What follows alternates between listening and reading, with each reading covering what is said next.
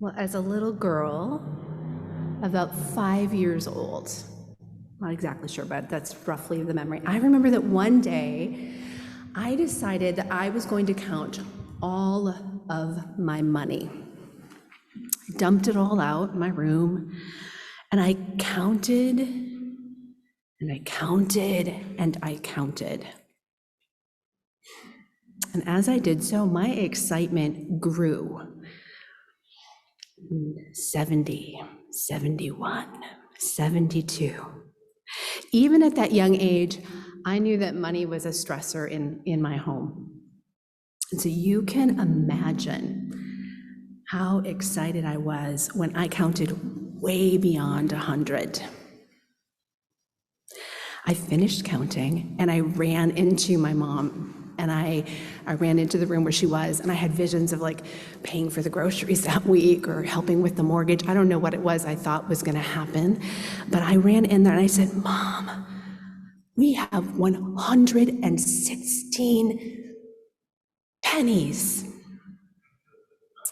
My little heart was so full of hope and of excitement, only to have my mom educate me in that moment that what we had was $1.16, not $116. I was pretty deflated, I have to admit. Money.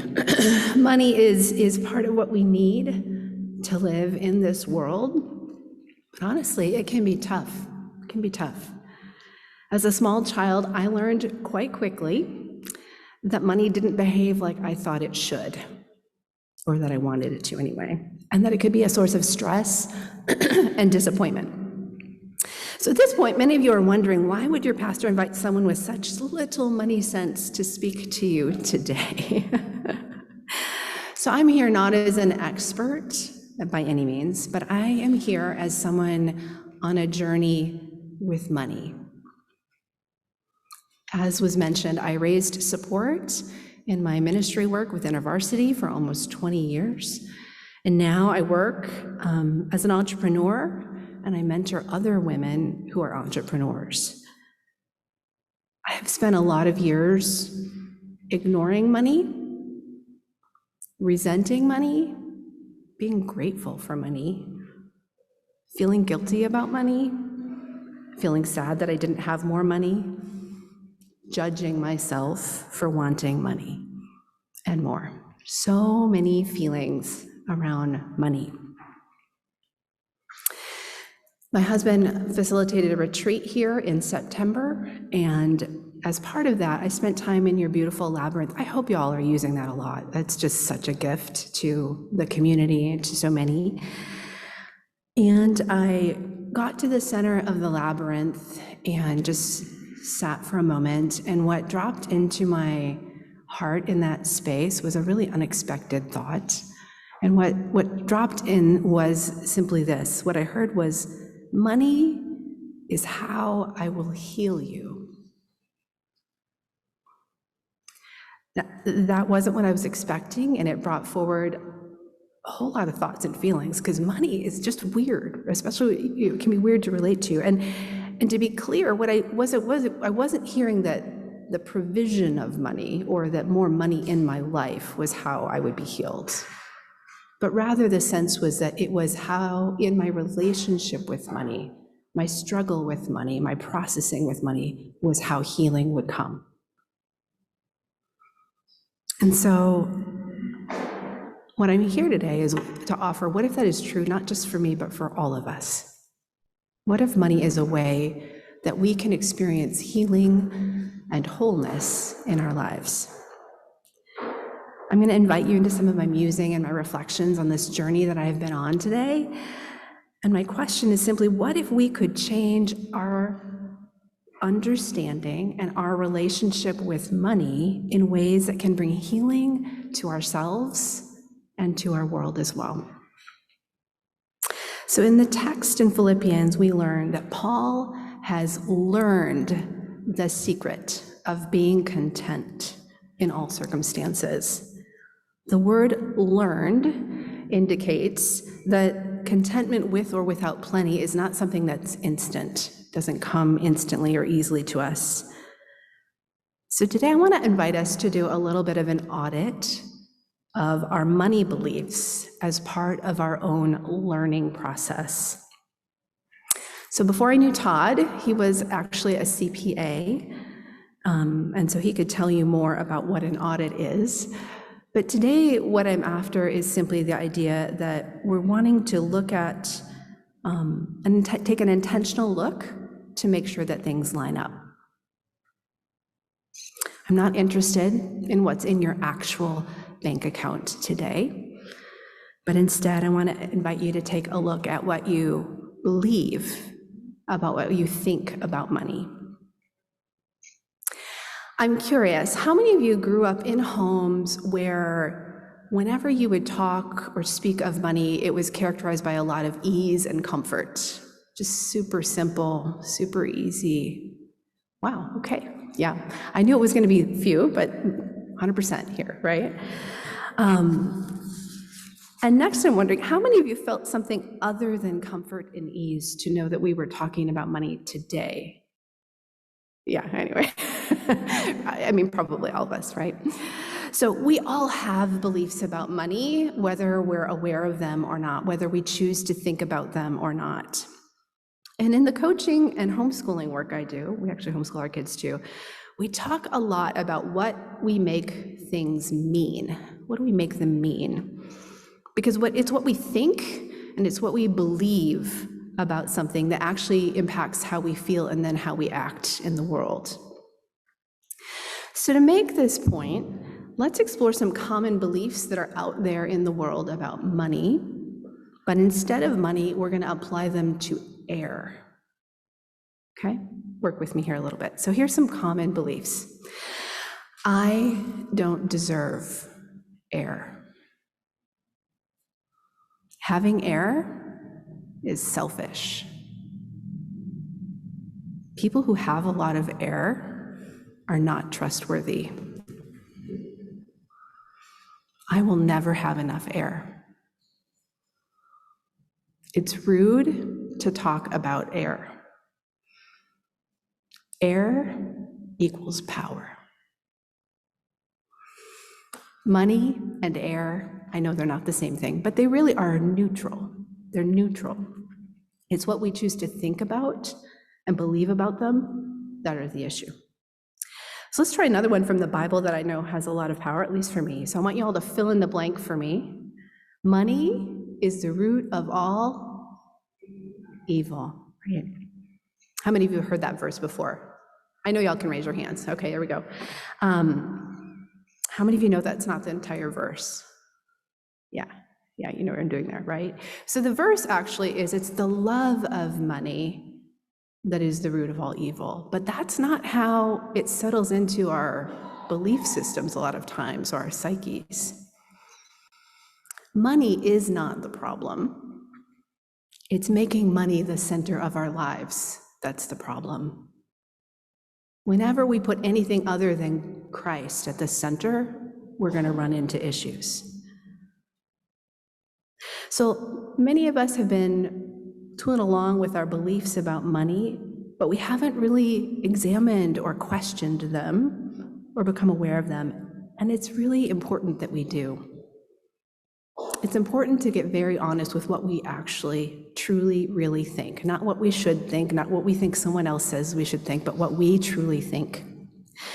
So I want to invite you into some journaling at some point, a practice of journaling. And what I would invite you to do is to answer the question for yourself: what are my true beliefs about money? Like, write it down. It might be ugly. You might be ashamed, or and it might bring up all kinds of feelings. It's supposed to. But what do you truly believe about money?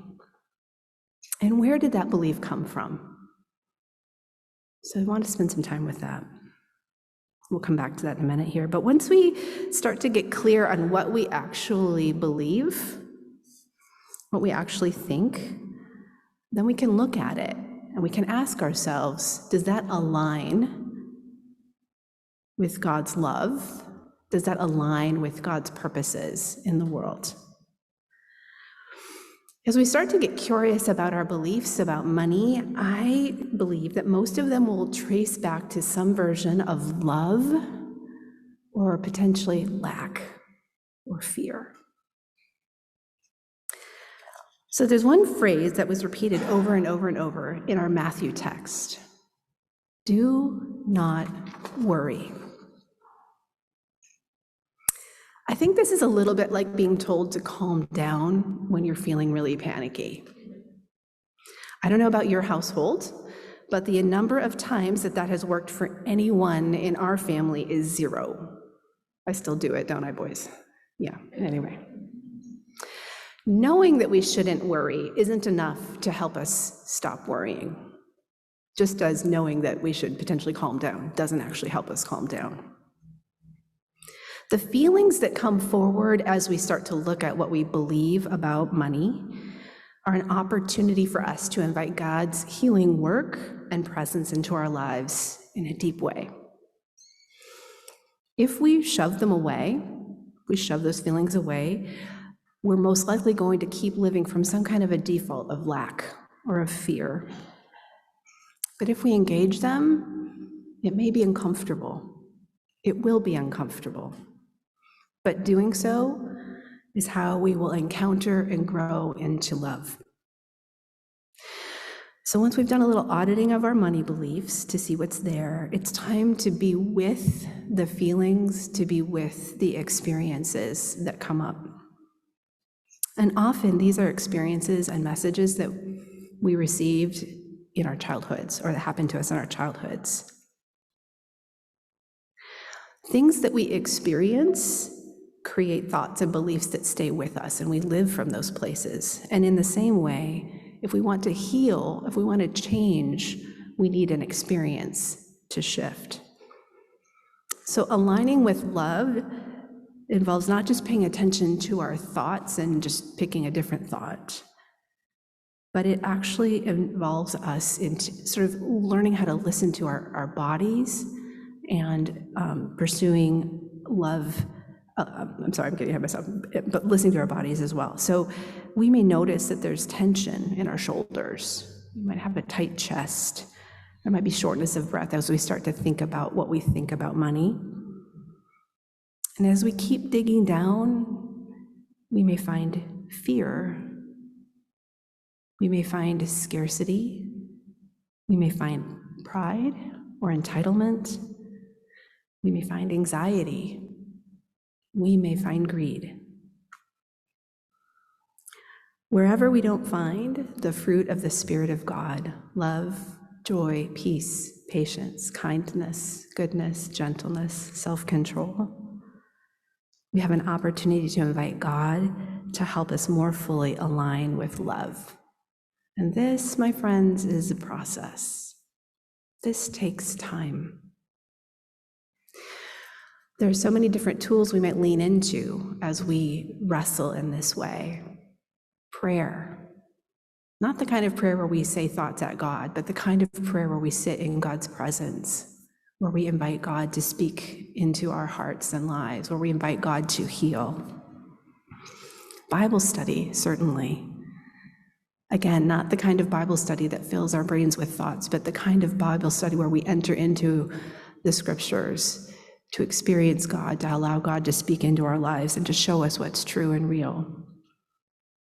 Honest conversations with people. It has been powerful for me to say out loud. In fact, maybe this whole sermon began because of that, to speak out loud some of the things that I'm really seeing about myself in terms of my relationship with money. And therapy. Therapy, I'm a big fan. And in this season, I am leaning into internal family systems therapy, and it is such a gift to be able to have the ability to go back and look at early experiences and to heal those moments so that that's not how I have to live any longer. Whatever tool we use, what we want to do is to bring curiosity to the table. So often we bring judgment.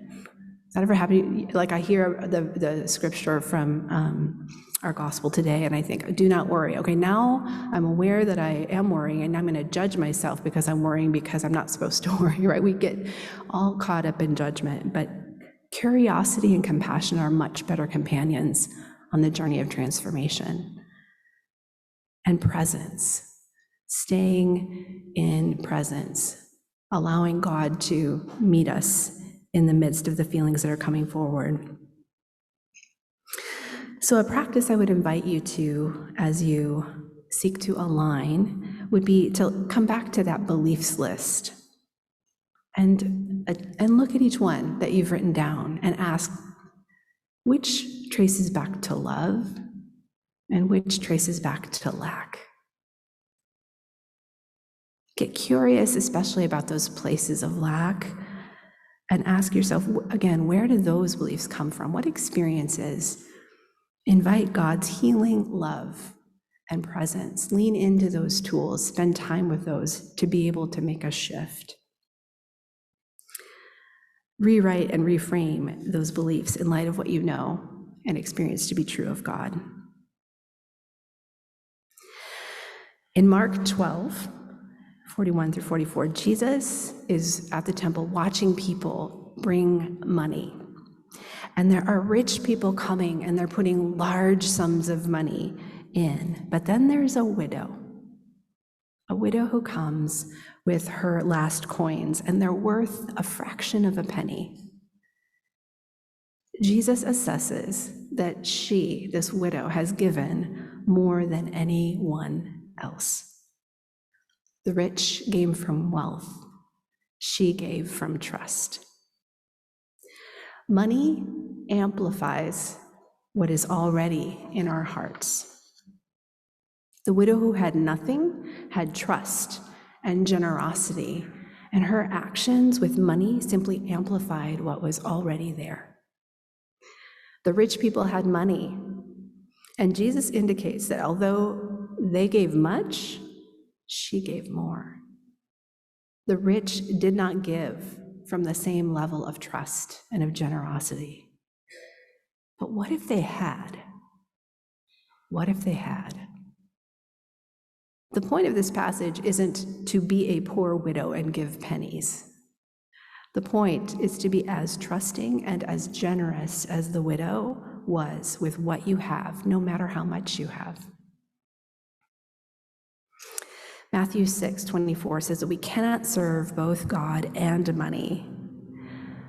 But when Christ is at the center, money becomes just one more way for us to experience and express God's goodness in our world. The issue isn't with money. The issue is with what's at the center. What might our world look like if we could let go of our fear-based ideas, if we could audit and align and grapple with what's inside of us to come into a more whole place and allow the truth of God's love, abundance, and goodness to shape how we use money as a resource in our world. As we audit, as we align, amplifying is a natural outflow. In fact, we're all already amplifying what's there, right? So here's what I know. Money has been an uncomfortable thing for me most of my life, starting with that realization that 116 pennies did not solve all of my family's financial issues. I have mostly tried to ignore it and to just get by, but in this season of my life, I'm being invited to reorient myself in my relationship with money, and I'm here today to extend the same invitation to you.